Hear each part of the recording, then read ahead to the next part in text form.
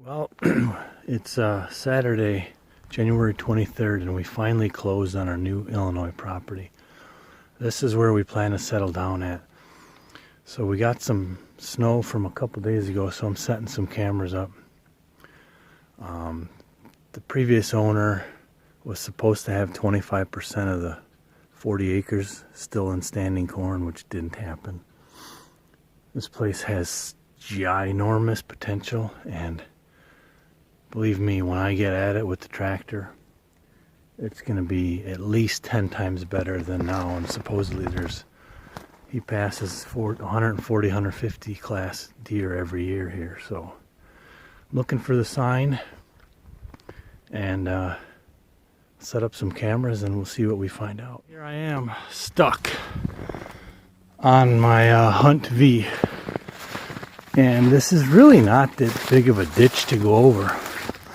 However, it's only two-wheel drive because it's four-wheel drive, and when you have a limited slip on the front, limited slip on the back, it is two-wheel drive. So if I had my Intimidator here with true four-wheel drive, it would just crawl right out of this little bitty ditch. Thank goodness I paid extra for the winch though, to winch myself out.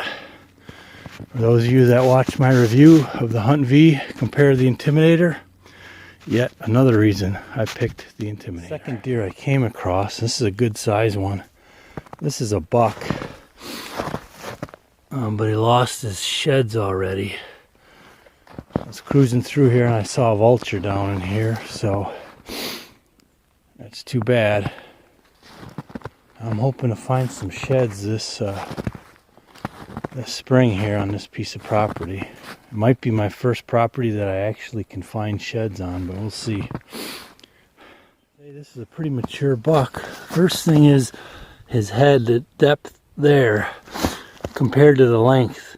The older they get, the longer this gets, and it turns into more of a triangle rather than like a long beak like the does have. And then I checked his teeth and he ain't got no back teeth at all.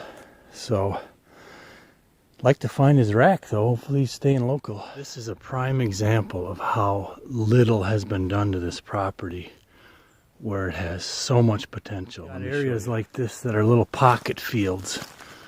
Alright, there ain't nothing in here of value. They might bed in here a little bit, but you see it is surrounded on pretty much 360 by good timber, which I'll do some screening in here and really make it thick. And then right here is a giant pond, so I know they're watering in it.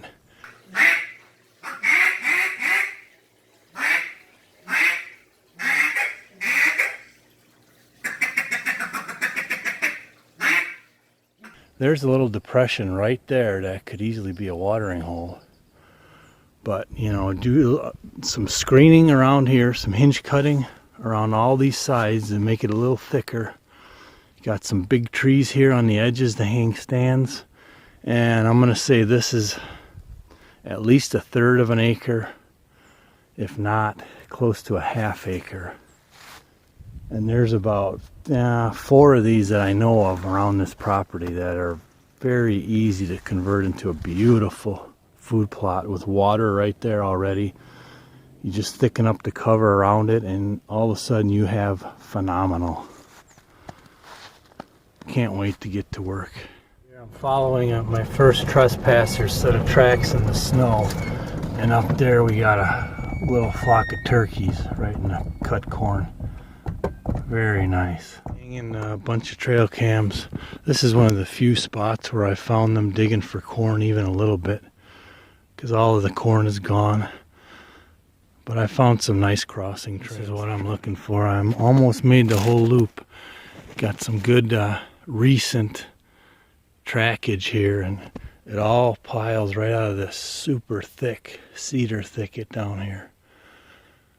So I'm gonna hang a camera right in that skinny tree there, and we'll see what we get. I'll report back in about a week. This road is named Fangorn Road because it cuts through Fangorn Forest.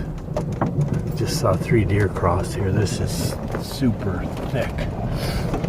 This is why I'm calling it Fangorn Forest.